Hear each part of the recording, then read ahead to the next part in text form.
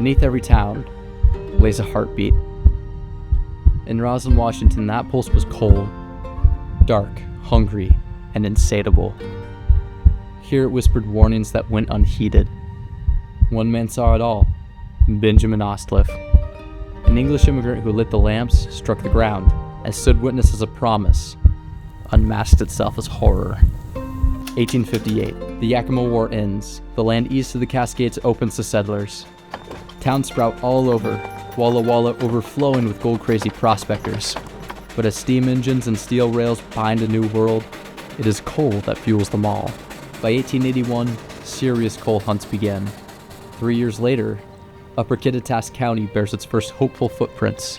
Among those early settlers is C.P. Brosius, third to arrive, first to unearth the coal beneath Smith Creek Canyon. William Brennan stakes a claim, and in 1886, 30 men descend into that yawning shaft that would later be known as Mine Number 3. One of those 30 men was Benjamin Turner Ostliff. 31 leaned shouldered with a lantern in hand, and England stood still in his lungs. He crossed the Atlantic to Illinois before hearing word of a new vein of coal in Washington. In 1886, he ventured to the Pacific Northwest to help open the mines, becoming one of the first men to descend into the ground. By winter's end, 30 men turned into 100. Each swing of the pick, each clink of the rail, Roslyn evolved into a company town. When control of the mines was finally given back to the city of Roslyn, they chose to lease them to the Pacific Northwest Coal Company, or MPCC. The MPCC builds stores, corporate saloons, and binds Roslyn to its will. Ostliff watched as the promising settlement he helped push into motion grew into a small company town, finally deciding to hang up his hat and return to Illinois in 1888. Late summer, 1888. The town has grown. Company houses row upon row, MPCC stores looming on First Street. A ragtag fire brigade forms, but they have no hoses, no pumps, only hearts determined to protect their homes. One afternoon, most of Roslyn excitedly makes their way down to Cle Elum Lake for a picnic. Back in town, unseen sparks catch dry wood. Men scramble. Lacking equipment, they line up, passing buckets over 3.5 miles. Bucket by bucket, water reaches the blaze, yet the fire claims homes, livelihoods, and destroys 3 whole blocks of the small town. Many lost everything they had. Then comes Ostliff. He returns from Illinois. It could have been by duty, by guilt, by a love for the town half an ash. His motivations have been lost by history. But with the unknowns of history comes clarity. This would be one of the biggest mistakes Ostliff would make in his life. He shouldered timber, hauled stone, and stood shoulder to shoulder with neighbors rebuilding. Roslyn is born again. A phoenix forging strength in its scars. She spreads her wings, and within months, its population soars past 1,000. The fresh smell of wet paint barely dries when a darker tension sets in. Roslyn's veins pulse not just with coal, but with greed. By mid-1888, 750 men wrench 700 tons of coal daily, 10-hour shifts when promised 8, earning $2 to $3.50 per day. They join the Knights of Labor, demanding enforced 8-hour workdays.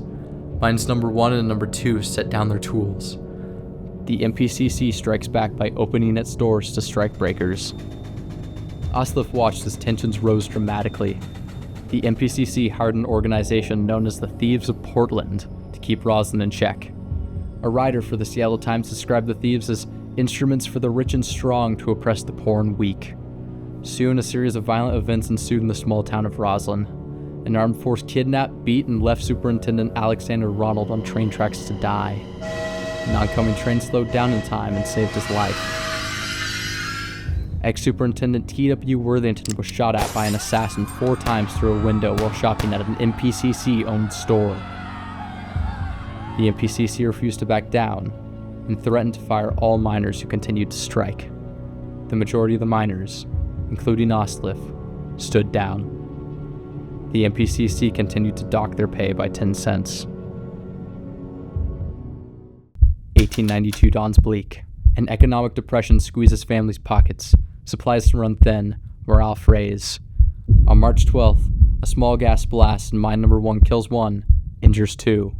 By March 30th, the shafts were declared safe by Inspector John Shaw. But tensions coil like a serpent once more. 2 weeks before May 10th, Superintendent Alexander Ronald quits, unable to shoulder the risk the MPCC demands on its workers. Warnings echo in empty corridors. Yet lanterns glow, pigs fall, and 47 souls put on headlamps, stepping into the underground abyss. May 10th, 1892. In the hush of mine number 1, gas pockets slumber near workforces, despite being deemed safe that very day. A spark from a headlamp ignites the gas. A thunderous blast tears through lower chambers. Seconds later, a roar reverberates from the bottom of the mine and surges upwards, engulfing every man inside. 45 lives snuffed out in white-hot fury. 35 immigrants from Britain, 7 African Americans, 1 Italian immigrant, 1 German immigrant, and 1 Hungarian immigrant. Some succumbed instantly, others fought pain in the darkness before loss claimed them.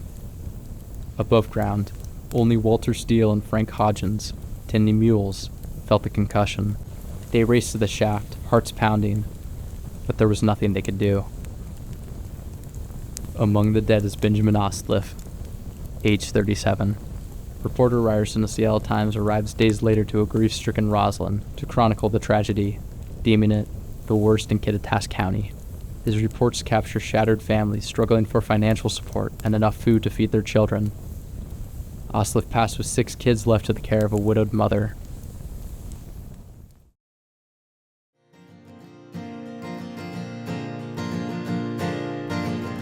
Decades pass.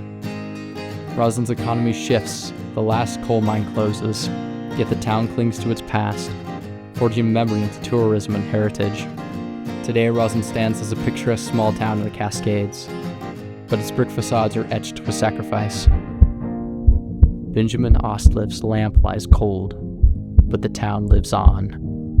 Then, now, and forever.